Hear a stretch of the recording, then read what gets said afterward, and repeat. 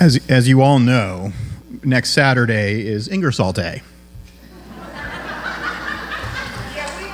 Oh, well, in case there's somebody who doesn't know, it honors Robert Grain Ingersoll, the great agnostic from the late 1800s. Think of him as an early humanist. The opening reading is an excerpt of his toast to the New York Unitarian Club in 1892. Note, by the way, that he uses man for humankind and race for human race. He may have been a progressive, but he was still from the 1800s. You know, I presume every one of you knows that I have no religion, not enough to last a minute, none whatever. That is in the ordinary sense of that word. And yet you have become so nearly civilized that you are willing to hear what I have to say, and I have become so nearly civilized that I am willing to say what I think. And in the second place, let me say that I have great respect for the Unitarian Church. I have great respect for the memory of Theodore Parker. I have great respect for every man who has assisted in relieving the heavens of an infinite monster. I have great respect for every man who has helped to put out the fires of hell. In other words, I have great respect for every man who has tried to civilize my race. The Unitarian Church has done more than any other church, and maybe more than all other churches, to substitute character for creed, and to say that a man should be judged by his spirit, by the climate of his heart, by the autumn of his generosity, by the spring of his hope, and that he should be judged by what he does, by the influence that he exerts, rather than by the mythology he may believe. And whether there be one God or a million, I am perfectly satisfied that every duty that devolves upon me is within my reach. It is something I can do myself, without the help of anybody else, either in this world or any other. Now, in order to make myself plain on this subject, I think I was to speak about the ideal. I want to thank the Unitarian Church for what it has done, and I want to thank the Universalist Church too. They at least believe in a God who is a gentleman. And at least that is much more than was ever done by an Orthodox church. They believe at least in a heavenly Father who will leave the latch string out until the last child gets home. And as that lets me in, especially in reference to the last, I have great respect for that church. A few years ago, I was part of a group invited to speak about humanism with inmates at a local penitentiary. What a thrilling opportunity, I thought, engaging with people in prison, discussing a unique and misunderstood worldview. I figured there wouldn't be too many out humanists in prison, so I expected a handful of people, 5, 10. Dozens showed up. We were stunned and thrilled, of course. But not long into our discussion on humanism, one of the inmates smiled sheepishly and said, "Oh, I thought you were talking about the humanities."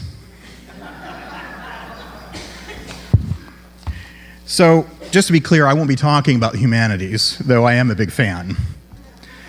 Instead, I thought that a little Humanism 101 might make a good Sunday message, especially since so many people don't even know what humanism means. Meanwhile, everyone knows what atheist means, though one person I know asked me if being an atheist meant that I worship the devil, so you can't win them all. Many of you here already define yourself as humanist. For you, I hope this message reaffirms you and helps cast our shared beliefs in a new light. Some of you might not see yourselves as humanist. For you, I hope to humanize humanism, especially those of you who might see us in a negative light. A little sympathy for the devil worshiper. And the rest of you might not be sure, and for you, I hope I can clarify what it means. When preparing for this, I originally planned to take the standard approach. Start with a formal definition of humanism, give a little bit of history, discuss famous humanists, bada bing, bada boom, talk is over. But that felt a little dry. Besides, most of the definitions I see of humanism emphasize what it isn't. But my worldview doesn't feel like a mere negation of other worldviews. It's a take on life that helps me find meaning, describes my moral code, and inspires me to take action. So why not describe it positively? In the book Presentation Zen, author Gar Reynolds suggests that when you're planning to give a presentation, you should look at your topic with beginner's mind. Don't address your topic like an expert. Try to explain it as if you're encountering it for the very first time. So let me try that with humanism. I'll paint a brief picture of what I see as the humanist worldview and build it up from scratch. Here goes. As far as we can be sure, we have one life, which gives us only one chance to explore our surroundings, to know the universe. The best way to experience life is to be aware of it, fully and truthfully. This means to probe it, question it, look at it in new ways, and to let what we experience shape us and provide color to what we see next. To live a meaningful life, then, is to become aware of the world in as realistic a way as possible. In short, curiosity and awareness bring our lives meaning. So far, so good. But there's more. What's one of the first things we become aware of in life? Almost immediately, we experience pleasure and we experience pain. From an early age, we realize pain sucks. And pleasure, bring it on. Bring me more of that, please. And as we mature, we realize that others feel pleasure and pain too. We feel empathy when we see someone wince after they cut their finger.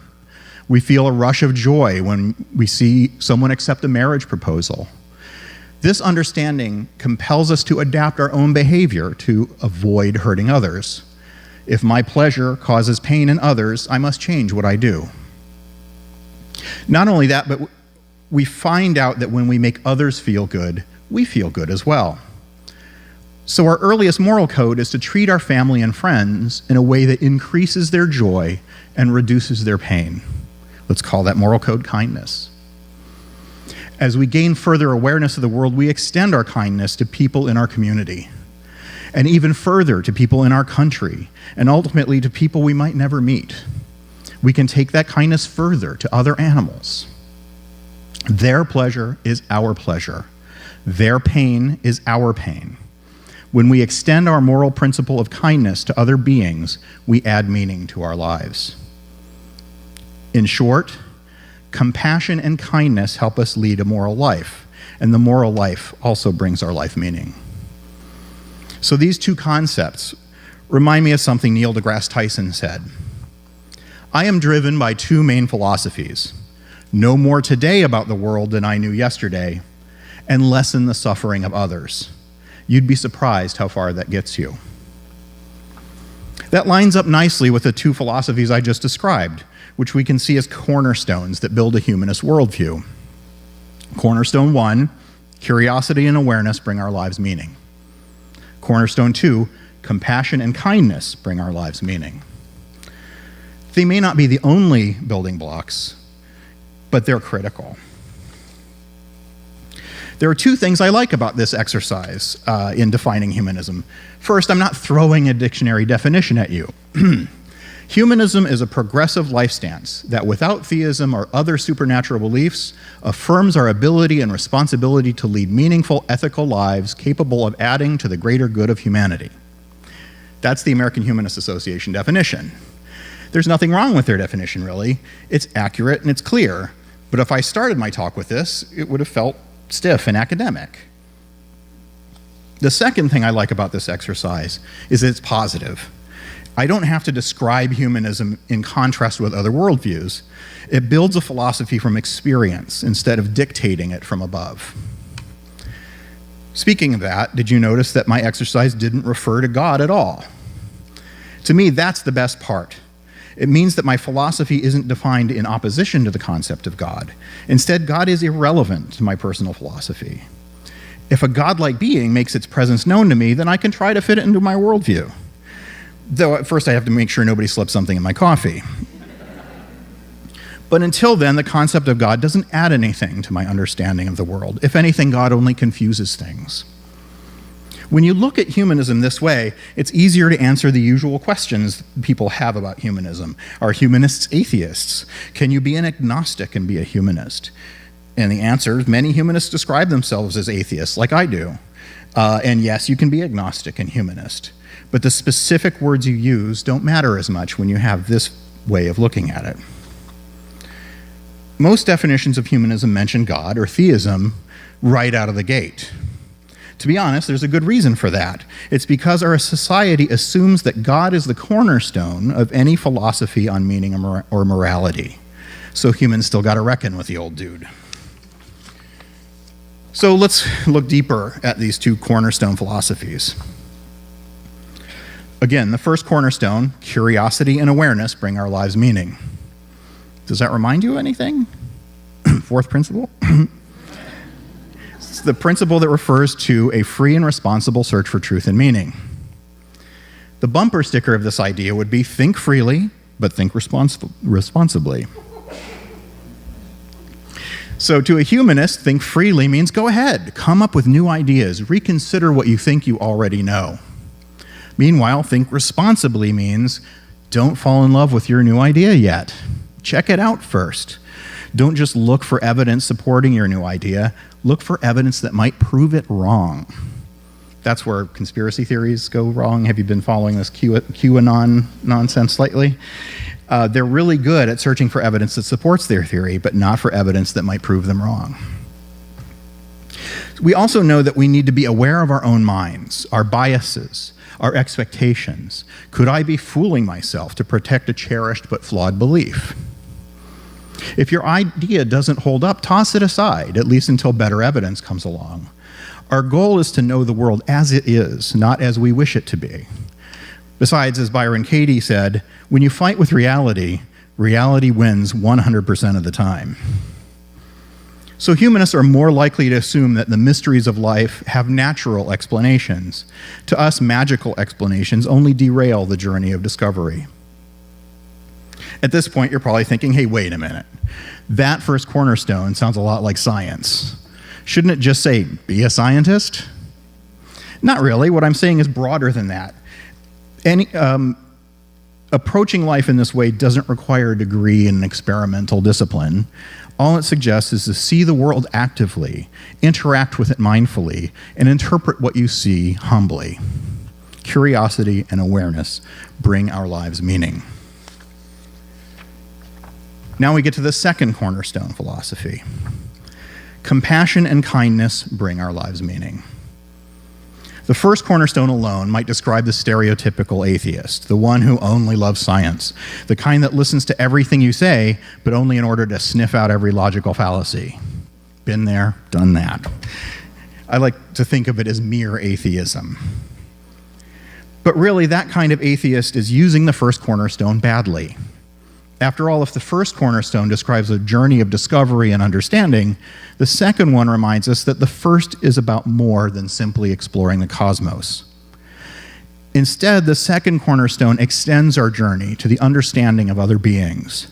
As we come into contact with others and pay attention to them, we see how they also experience pleasure and pain.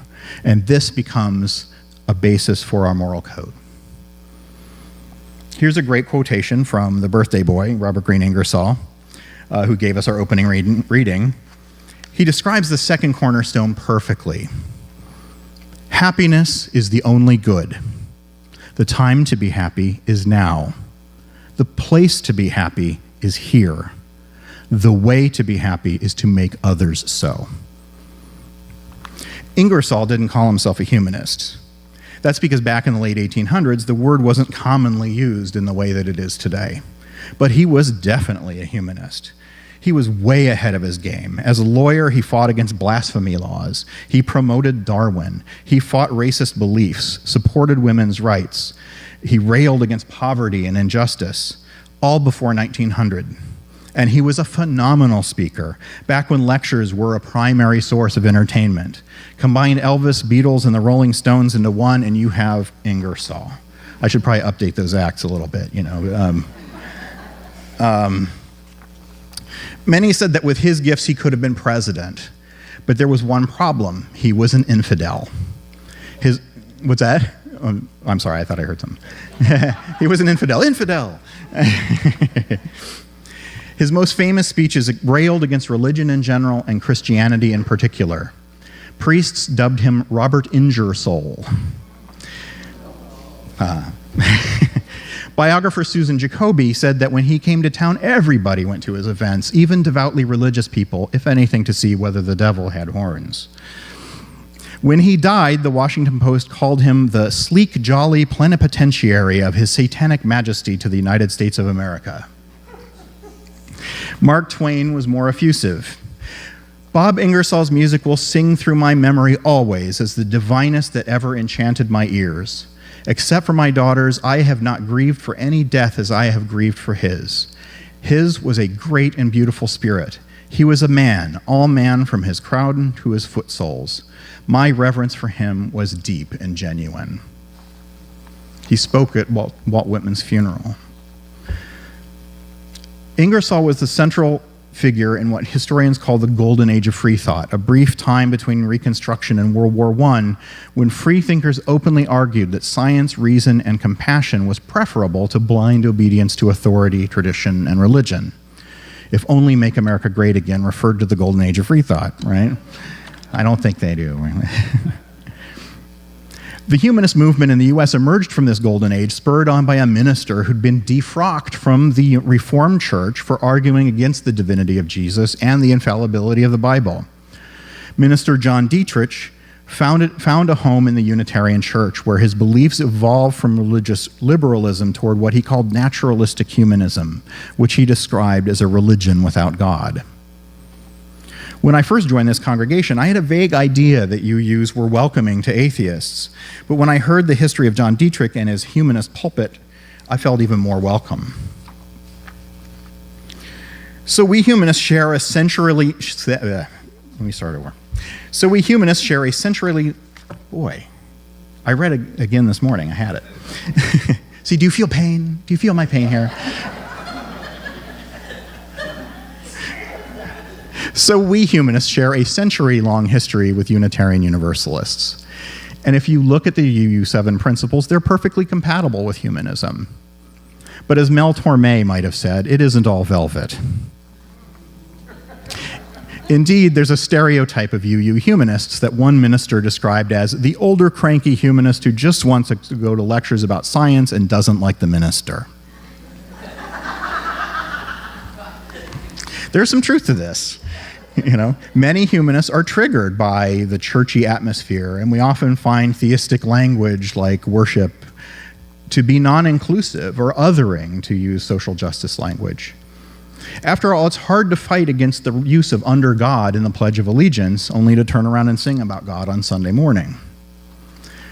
Some of the people in our local humanist group look sideways at me for coming here. One even argued against meeting in this building as if something would rub off. Which is a shame, because I've learned a lot as a UU humanist. For one, it allowed me to probe my humanist beliefs more deeply and helped me find where I disagreed with mere atheism. I learned how to find the line between standing up for godlessness and being an insufferable ass. Well, maybe I still need to learn. It's a journey. UUs taught me how to be better at the second cornerstone. For example, UUs gave me a chance to stop reading about racial injustice, a first cornerstone activity, and go out and do something about it. I've also become a better atheist activist, more emboldened to work with the next wave of activists who see atheism as part of a larger social justice movement. There's also things that humanist UUs might be able to teach. As I said before, we fancy ourselves as experts in the responsibility part of the free and responsible search for truth and meaning. We've warned about the perils of sloppy thinking for years, long before conspiracy theorists got elected president. We warned you. We're also good at fighting the complacency of belief, which we've seen happen with theists and with atheists.